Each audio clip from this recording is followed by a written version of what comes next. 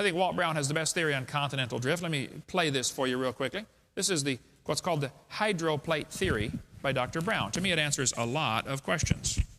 We can see on our planet 17 very strange features that can now be systematically explained as a result of a cataclysmic global flood whose waters erupted from subterranean chambers with an energy release exceeding the explosion of 10 billion hydrogen bombs.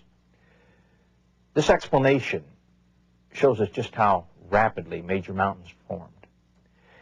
It explains the coal and oil deposits, rapid continental drift, why ocean floors have huge trenches and hundreds of canyons and volcanoes.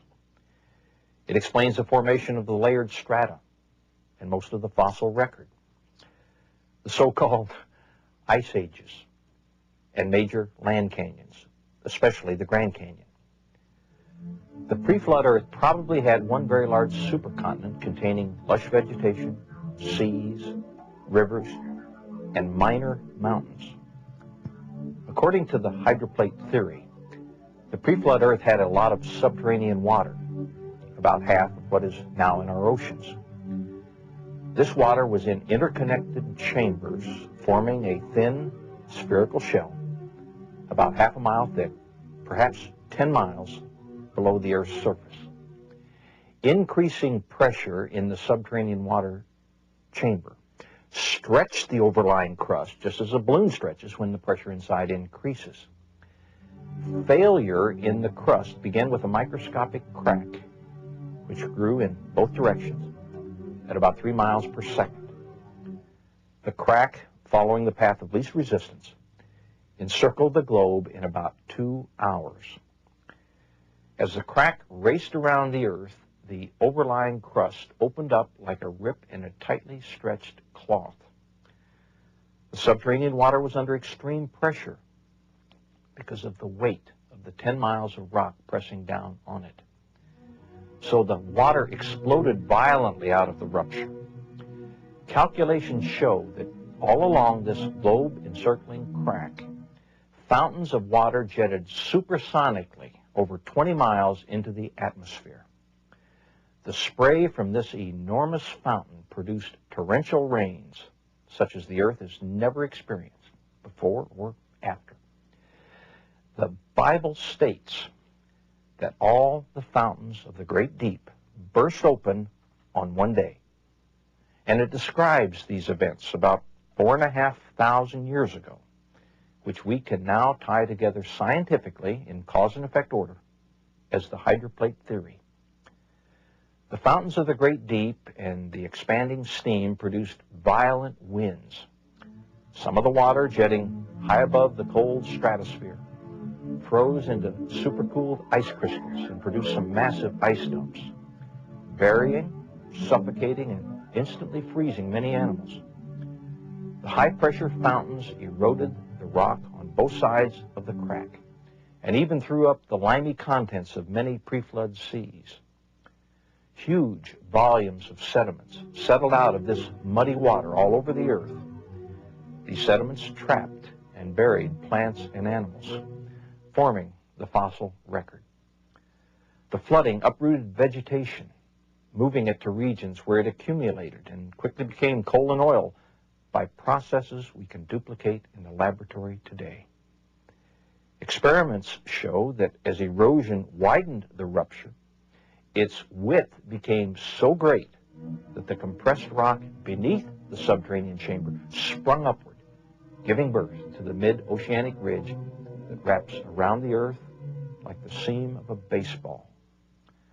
The continental plates, the hydroplates, still with lubricating water beneath them, slid downhill away from the rising mid-Atlantic ridge.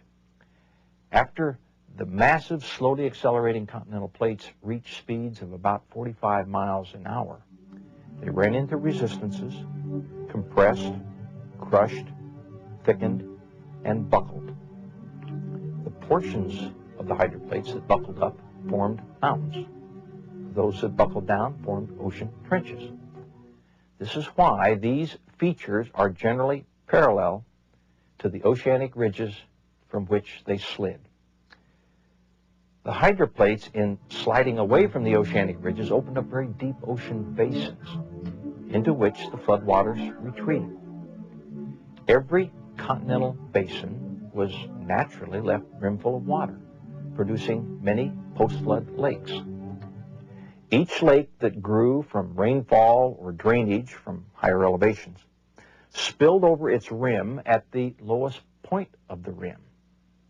That eroded a little notch in the rim, allowing even more water to flow through the notch faster, cutting the soft flood-deposited sediments even deeper. This process accelerated until all the lake's water dumped through a very deep slit, forming a canyon. The largest of these was the Grand Canyon. North and east of the Grand Canyon was a huge lake that I have identified and named Grand Lake. Its dumping released more water than is in all 5 of the Great Lakes combined. Grand Lake spilled over its rim, eroded its dam, 20 miles south of Page, Arizona, catastrophically forming the Grand Canyon within a few weeks. There. That is Walt Brown's hydroplate theory, which to me makes the most sense of anything I've seen. It explains several things. If the crack would widen around the mid-Atlantic ridge as the water is shooting out, it's going to spread out, allowing the basalt underneath to bulge up, which is precisely what happens. As the basalt bulges up, it's going to get cracks in it, and it's also going to slide the superimposing plates away from them. They're going to slide and run into something else, and it would explain the compressed mountains we see in, for instance, British Columbia, where the mountains are smashed from the end. I mean, the wrinkles go up and down. The mountain it's like somebody pushed carpet up against the wall, causing it to wrinkle. I think Christians need to have an answer for those kind of things, and this is one of the possible answers. When the basalt cracked, the water would rush into the crack, cooling it down, and cool rock holds a magnetic field. Hot rock will lose a magnetic field. So when they found what they said were magnetic reversals at the bottom of the ocean floor, they're actually finding the old cracks where the basalt broke, because there were going to be warmer and cooler areas from simply the water rushing in. Those cracks are probably now all full of sediments. So don't let them tell you there are magnetic reversals. There may be a few from the rocks flipping over at the flood, but I think a much better theory is the hydroplate theory. So